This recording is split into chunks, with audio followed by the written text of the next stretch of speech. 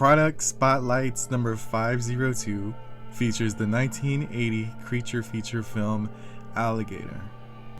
After a family returning from Florida decides that their pet baby alligator is too much to handle, they flush him down the toilet. All the while, a local laboratory is conducting secret experiments with animals and disposing of them in the sewer. The alligator that now lives in the underground sewers begins feeding on the dead animals and begins growing to a massive size. After living in the sewers for 12 years, the alligator then starts wanting to find some bigger things to feast on. After several mysterious murders, a local detective is put on the case to find out what or who is killing the local townspeople. Starring Robert Forster, Robin Riker, and Henry Silva, and directed by Louis Teague, whose other works include Cujo, The Cat's Eye, and The Jewel of the Nile. This is one of my favorite creature feature films. After the success of Jaws several years prior, many studios tried to imitate the formula. Many of them failed to capture the magic of Jaws, but some managed to do a pretty decent job, and Alligator is one of those ones that does pretty good. It tells basically the story of Jaws in a sewer, and while it's not anywhere near as good as what Jaws was, it's still a decent and entertaining watch. Featured here is the 3-disc collector's edition released by Shout Factory in February of 2022. This set includes the film on 4K, the film on Blu-ray, and also it includes the television version of the film, which has an extra 8 minutes of footage not featured in the theatrical release.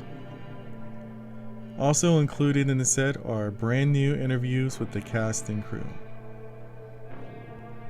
This is also the second time that Alligator has been featured in the Product Spotlight series. The first time was way back for Product Spotlights number 26, in which the DVD version was featured. The DVD version was out of print for the longest time and had some decent value. The value has decreased now since the release of the 4K, but it's still a rare one to come across. Given that the DVD has been hard to find, I have a feeling the 4K will end up being hard to find too in the future. Right now the 4K sells for around $25 to $30. I'm glad to have this one in my collection. The picture is crisp and it looks good. It's a big improvement over the DVD version. And I also like all the new bonus features. When people ask why I still buy physical media in today's streaming world, one of the main things I always bring up is that you don't get the special features with streaming. And I've always been a big fan of commentaries, deleted scenes, like making of featurettes. Like sometimes the bonus features are actually more entertaining than the movie itself. Also featured here are the original and Mighty Mesquite flavored Crunch Tators from Lay's. These were originally made in the late 80s and early 90s. They also had an appearance in Home Alone. Lay's brought these back for a limited time. I liked both flavors of these.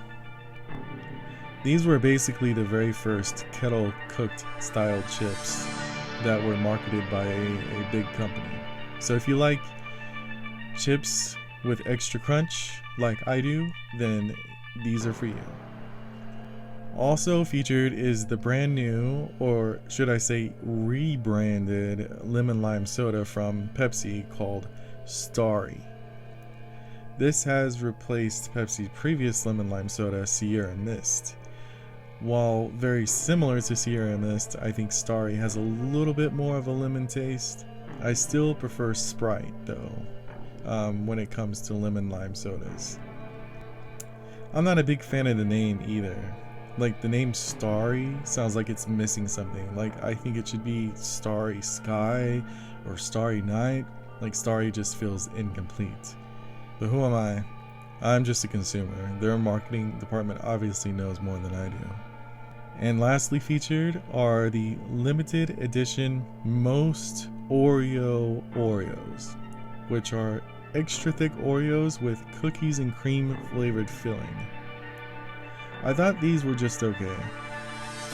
I always try all the new flavors of Oreos that come out, but I have to say that nothing ever really beats the flavor of just the classic regular Oreos. These cookie and cream ones were okay, but they were kind of pricey and not something I would probably purchase again. This concludes Product Spotlights number 502.